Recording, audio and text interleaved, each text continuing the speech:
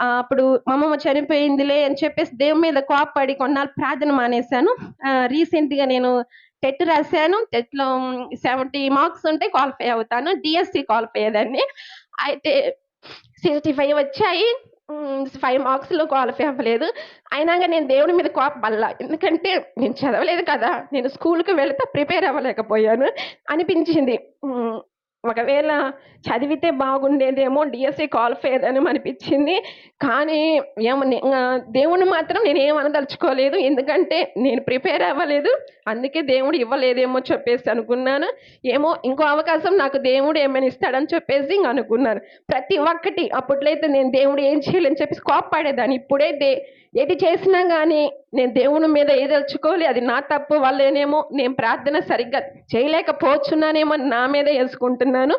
అంతగా నన్ను మాత్రము బలపరిచింది మాత్రము అన్నాయే.